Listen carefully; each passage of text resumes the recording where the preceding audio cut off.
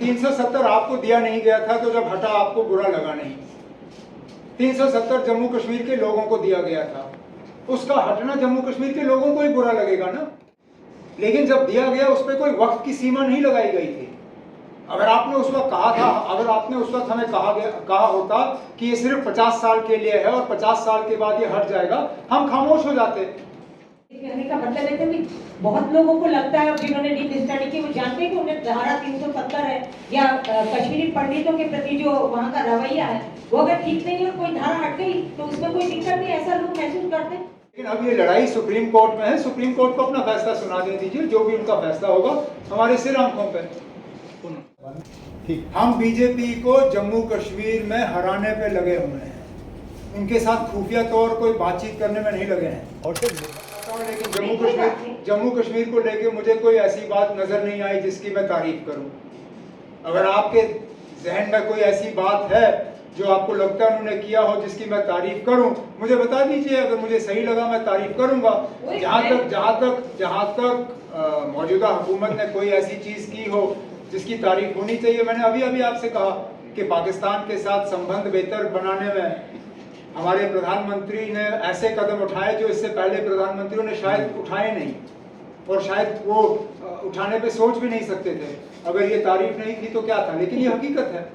मेरे कहने का मतलब है कि बहुत लोगों को लगता है, जिन्होंने डीप स्टडी की, वो जानते हैं कि उन्हें धारा 370 है या कश्मीरी पंडितों के प्रति जो वहाँ का रवैया है वो अगर ठीक नहीं है और कोई धारा हट गई तो उसमें कोई दिक्कत नहीं, ऐसा लोग महसूस करते हैं। तो उसमें कोई बुराई नहीं है अगर हटना, उसमें कोई उसके ना हटने से कोई आप वो 370 आपको दिया नहीं गया था, तो जब हटा आपको बुरा लगा नहीं। 370 जम्मू कश्मीर के लोगों को दिया गया था, उसका हटना जम्मू कश्मीर के लोगों को ही बुरा लगेगा ना। लेकिन जब दिया गया उस पर कोई वक्त की सीमा नहीं लगाई गई थी। अगर आपने उस वक्त कहा था, अगर आपने उस वक्त हमें कहा होता कि ये सिर्फ 50 साल के लिए है और 50 साल के बाद ये हट जाएगा, हम खामोश हो जाते। लेकिन हमें ये कहा गया था कि जब तक जम्मू कश्मीर इस मुल्क का हिस्सा है ये बना रहेगा। इसीलिए उस वक्त कहा गया था कि इसको बदलने का सिर्फ एक ही तरीका है, थ्रू द कॉन्स्टिट्यूएंट असेंबली। लेकिन अब ये लड़ाई सुप्रीम कोर्ट में है, सुप्रीम कोर्ट को अपना फैसला सुना दे दीजिए, जो भी उनका फैसला होगा हमारे सिर आंखों पे। हम बीजेपी को जम्मू कश्मीर में हराने पे लगे हुए हैं, उनके साथ खुफिया तौर कोई बातचीत करने में नहीं लगे हैं। और सर मिरवाई साहब को अभी छोड़ा गया, फिर दोबारा बंद कर दिया। मेरी उनसे खुद बातचीत हुई थी पिछले हफ्ते, तो उनका क्या वो पॉलिटिकल अरीना में एंटर करेंगे दोबारा?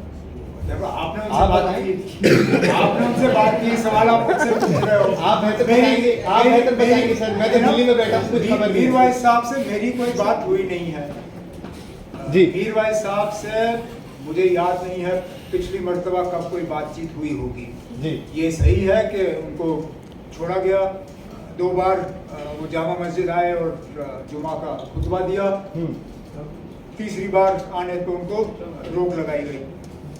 और आज आए या नहीं आए मुझे पता नहीं।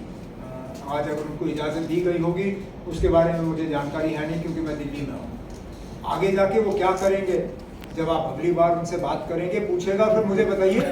क्योंकि हम में से कई सारे ऐसे लोग हैं श्रीनगर में जो ये जानना चाहेंगे कि आगे जाके मीर वाइस साहब क्या करना पसंद करेंगे, क्योंकि एक बड़े मतलब इन्फ्लुएंशियल लीडर हैं, मजहबी लीडर हैं, जम्मू कश्मीर के सबसे इन्फ्लुएंशियल मजहबी लीडर हैं। जाहिर सी बात है जब वो रोल करेंगे तो उस रोल का असर पड़ेगा। उनका क्या रोल होगा जब आपको पता चलेगा, हमें भी बता दीजिए। सर दिल्ली से far less people to people contact. I think my own practical experience has been that there's far less civil society engagement with each other. I think there's less space for it. I'll be honest with you. In previous governments, when I got invited to Islamabad, I went. Honestly, today, if my phone rings and I see a +92 number on it, which I know is coming from Pakistan, I'll cut the call and block the number.